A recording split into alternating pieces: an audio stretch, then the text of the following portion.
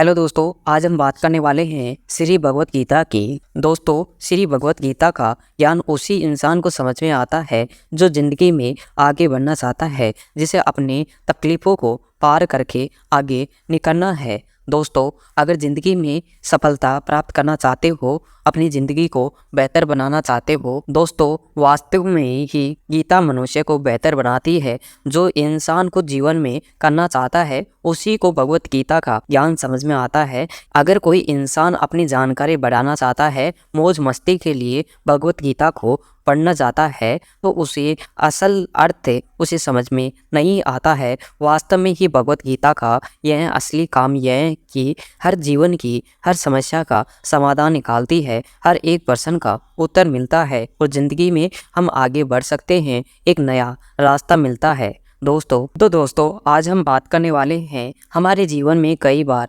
समस्याएं आती हैं। हम कोई कार्य को लेकर भ्रमित होते हैं कि हमें ये करना चाहिए या नहीं करना चाहिए, कर लेंगे तो क्या होगा, नहीं करेंगे तो क्या होंगे।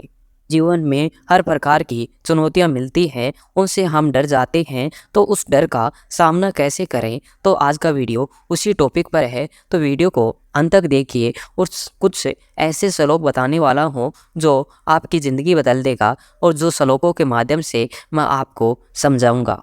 दोस्तों, पहला श्लोक है, अब अर्जुन के मित्र और गुरु के रूप में भगवान श्री कृष्ण हैं और जो युद्ध में विमुख न होने की अंतिम निर्णय देते हैं। दोस्तों, जब अर्जुन युद्ध को छोड़ना चाहते थे तो श्री कृष्ण उसे समझा रहे थे कि युद्ध से भागना नहीं चाहिए, तो तुम युद्ध करोगे तो प्रारंभ में ही आप युद्ध भूमि को छोड़ दोगे तो आप कायर कहलाओगे। दोस्तों, आप जिंदगी में कोई निर्णय, कोई चुनौती नहीं लेते हो तो उसे छोड़ना आपके लिए कायरता कहलाती है। कोई अच्छा काम करना हो तो उसे छोड़ना तो आपकी तो कायरता ही कहलाएगी। दोस्तों, श्री कृष्ण भगवान कहते हैं कि तुम सोचते हो कि लोग गाली दे रहे हैं कि किंतु तुम युद्ध भूमि से भाग कर यह जान बचा तो लोगे। तो मेरी सलाह है कि आप युद्ध में ही मर जाना आपके लिए कल्याणकारी है।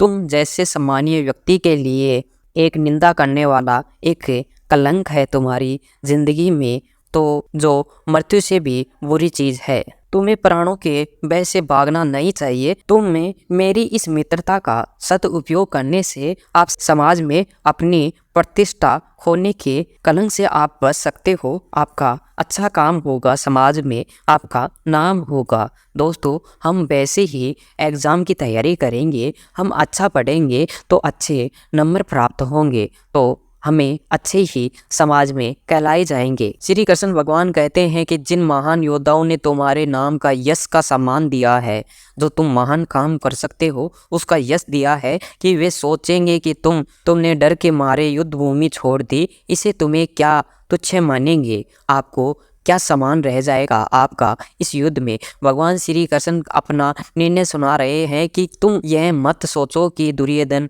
कर्ण तथा अन्य समकालीन महारथी यह क्या सोचेंगे। तुमने अपने भाइयों के तथा पितामह की दया करके युद्ध भूमि छोड़ दी, तो वो क्या यही सोचेंगे कि तुम अपने प्राणों की बहस से युद्ध भूमि छोड़ दी। इस प्रकार उनकी दृष्टि तुम्हारे प्रति जो सम्मान जो धूल में मिल जाएगा। दोस्तों, श्री कृष्ण भगवान कहते हैं कि तुम सुख या दुख, हानि या लाभ, विजय या पराजय पर विचार किए बिना ही युद्ध के लिए आप युद्ध करो। ऐसा करने से आपको कोई पाप नहीं लगेगा। दोस्तों, श्री कृष्ण अपना कर्तव्य निभाने के लिए हमें समझा रहे हैं कि अर्जुन को जैसे समझाया कि युद्ध करना ही आपका कर्तव्य है, जो इस युद्ध में मारे जाएंगे तो जिससे आपका पाप नहीं लगेगा, तो वैसे ही हमारे को हमारे जीवन में मेहनत करनी चाहिए और जो पढ़ाई करनी है उसमें कड़ी मेहनत, जो ज़्यादा से ज़्यादा परसेंटेज 100% हमारे को पूरा का पूरा समय हमारी पढ़ाई में और अच्छे काम को करने में लगाना चाहिए। दोस्तों, ज़िंदगी में सफल होना है तो हमें सफलता तभी ही प्राप्त होगी।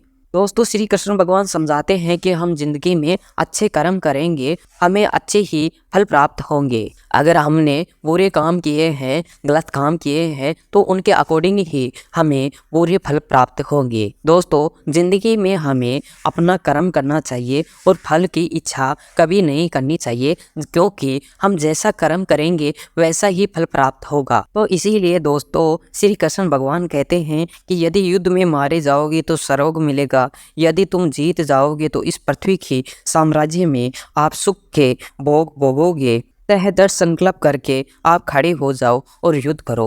दोस्तों जिंदगी में आप हमेशा दृढ़ निश्चय ले लीजिए, तो आप उस दृढ़ निश्चय को पूरी तरह से निभाओगे तो आप जिंदगी में सफलता प्राप्त कर सकते हो और जिंदगी में आगे बढ़ सकते हो, हमें सफलता प्राप्त हो जाएगी।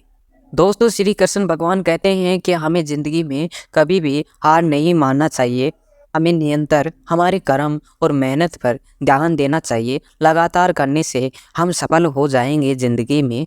दोस्तों आज का वीडियो आपको कैसा लगा हमें कमेंट करके बताइए। अभी तक हमारे चैनल को सब्सक्राइब नहीं किया तो सब्सक्राइब कर लीजिए और वीडियो को शेयर करना ना भूलें।